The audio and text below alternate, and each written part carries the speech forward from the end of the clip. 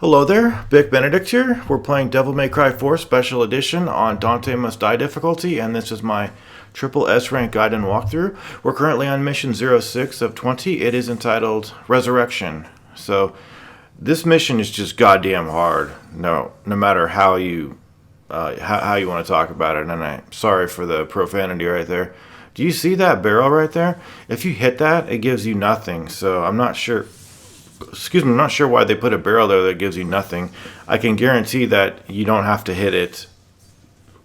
This mission, like I said, let's just talk about it. Stylish points, 12.5, so 12,500, and then you need to do a clear time of, what was it, like a half an hour?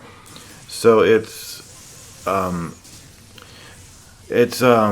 just not one of those pick up and play levels at all, and I know this isn't that type of game either, but on this section over here, you have 3 cutlasses.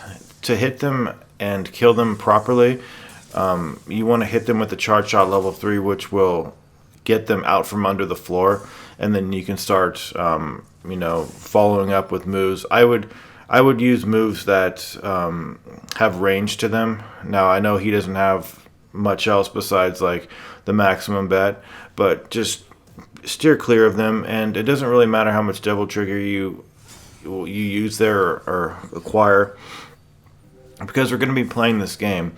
Now, the first hit of the die, you want a 2. The second one, you want a 6. And on the special edition, this die spins slower than it does on the original version. So that just kind of tells you that it's been adjusted to make it a little bit easier for the player. The third hit of the die, you're going to get another 2. Okay? And then the next one will be a 1, and then the final one will be a 5. That is the quickest way to do this and not fight any enemies.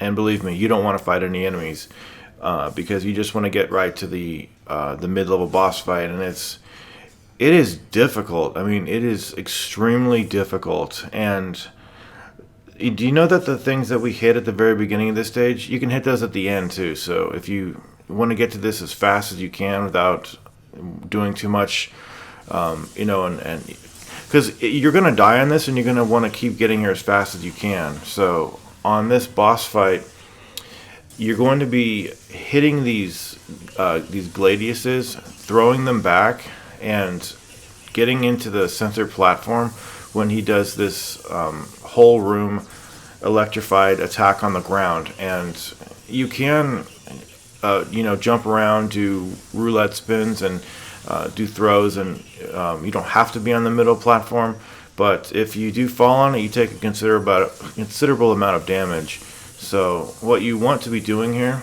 is always charging the gun. You're not using any sword attacks.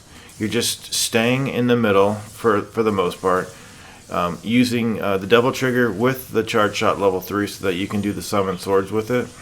And you're trying to grab onto any ones that are nearby you. And these guys, when they lock onto you, they're going to come in a straight line right over to you. And this basically comes down to, well, how much health can I get back at any given time, especially if I'm almost dead. So it's skill based. It is skill based, but it's also one of those things where you might not get too many good drops. You might get a ton of good drops. You might get a lot of good drops and then fuck up at the end, something like that. Now, the reason I'm shooting the guns as well is because you don't want to have too many of these gladiuses all attacking you at the same time. So if you can use the charge shot level 3 with the summon swords, get rid of a few of the gladiuses, get them out of the way so that you can have just 1 or 2 around, that's going to be the most ideal for you. And I can't tell you how hard this is. This is just, it's quite possibly the hardest fight in the entire game, and it's, because of that, the hardest chapter. And I'm almost positive that it's even easier on this version too, and it isn't easy no matter what you say. So, and why is that? Well, there's some theories that this version of Devil May Cry 4 was tamed down a little bit because of the new audience that it was being introduced to back in 2015 when it went through the special edition release. And I've got to say, the main problem about this is that the platform that you stand on here is very narrow. So getting back to it, a lot of times you might end up just not getting on it properly. There is invisible railing around it, so if you get pushed around, it doesn't knock you off of the platform, which is really good of the game. I've got to give them credit for that. But other than that, this is just a sad and just difficult position that you're put in over here. And since we are doing S-Rank, we can't use any items too, so we have to depend on drops. Now you get more drops if your stylish points are higher, as far as what rank you're currently sitting at. But a lot of the times you're going to be just at your wits' end to try to catch up and keep up with what's going on over here. So what you want to do though is, when you're throwing the swords around, if you see anybody, if you see any of the gladiuses glowing, they're about to attack you. So the best thing that you want to be doing is DT canceling. That means activating double trigger when they're right about to hit you, so that they won't hit you. But the timing is impeccable, and it's one of those things where it's way easier to tell you what to do and to just say it than to do it. It's very hard to do it. So I could just, I could tell you, do this, do that, but trying to put it into practice, it's not the easiest thing. And it's not something that you want to have to repeat too many times. So make sure that you're on your mark on these next fights over here. So this first fight over here, this is a situation where there's one of the Angelos and then there's a spawn of two. So I'll show you where all of the caches are, all of the Red Orbs, and all you need to do is just survive on this part. And you shouldn't have too many problems surviving if you're comfortable fighting these enemies and if you've made it this far with getting the ranks. But I understand the amount of pressure that is put on people after that fight, because you don't want to screw anything up.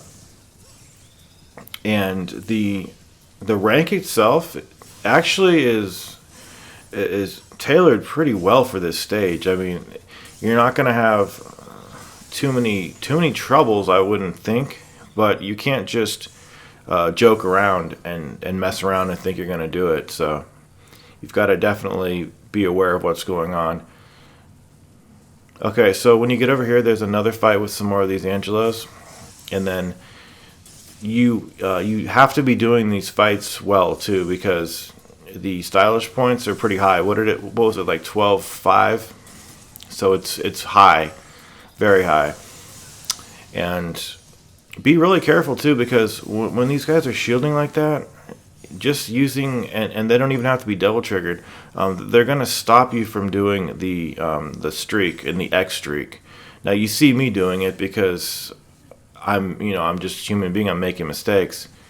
But over here you've got even more of these guys coming. There's quite a lot of them. But the thing about this batch is that they like to do kamikaze streaks across the screen, where they kill themselves by colliding into one another. That will cause the fight to end more quickly. However, it's going to jeopardize your stylish points, because then you won't have any enemies to fight.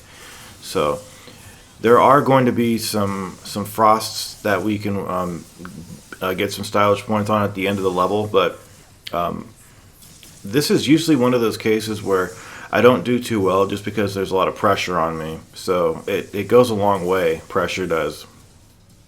So that barrel right there too has a little bit of health as well. So did you see how they can poke at you from the ground if you're jumping around like that? You need to be careful of that. And so now after this fight, we're going to be coming back to those jumping pads, where at the beginning of the video I said that you can smash the barrels at the beginning or at the end. So I think they're a little bit easier to smash at the beginning because you're not dealing with these jumping pads. But man, what a difficult fight. And the thing of it is too is that I think it has a luck component that I'm not comfortable with, because I've done that fight so many times, and I've done it so much more quickly than I've done it before, and it just comes back to the drops that you're getting and how diligent you are with throwing everything back and evading. And I'm not discounting that it's a skill-based encounter, but that sort of encounter is just, it's so chaotic that it's not your usual sort of situation in this game at all. It's an atypical fight. Usually it's just you versus a boss, not you throwing things back at a piece of glass and trying to stay on a very narrow platform. But since we are back in this room, we have to make sure that we account for all of these red orbs that we have here. And you probably are not going to have enough stylish points quite yet. So there's going to be frosts that you can fight at the end. In fact, if you want to go around the castle and do more fights, you can, but just always remember that you're going to be held accountable for any orbs that are there. So if you have the time and you want to get some more orbs, you can do that. But the room that I'm thinking about, the one with the coat of arms and the globe, it has scarecrows, but it also has a blitz in there too. So be careful about that. I don't know what I walked into right there. That was just me not even thinking at all. But this should be a familiar encounter for you. This is an optional fight with some frosts. And you want to take a look at your stylish points right here, because remember, we needed 12,500 and we don't quite have 12k. So now we do. But once you obtain it, you can just leave if you want to. You're not penalized for not finishing a fight. That's optional in this game. So that's, I think, more or less what I'm going to do.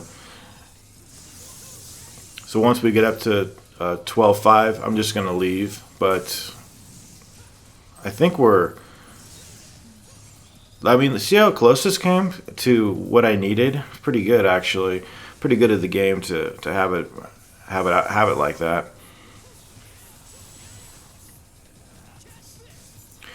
And I really do feel for people, because this chapter is just, it comes out of nowhere, and it's just very, very hard.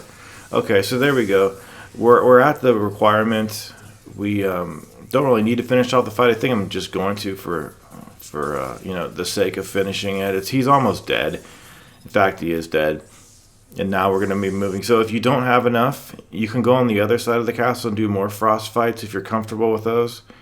And by then, I would imagine you have enough. So, Mission 06, Resurrection, tough. And for the next couple of chapters, we'll be in the forest. And this forest brings back a lot of good memories for me. I've been playing this game for many a year, and this is just not one of those games that you can get good at quickly. It takes a lot of practice and commitment, but it's such a fun game that you won't realize where all the hours went. Okay, so what happened here? We cleared it in 16 minutes and 31 seconds. We got 12,825 for the stylish points, and of course we found all the orbs. Alright, we did it. You don't want to mess anything like that up at the end, especially Mission 06. Okay, I will see you in 07. Please take care.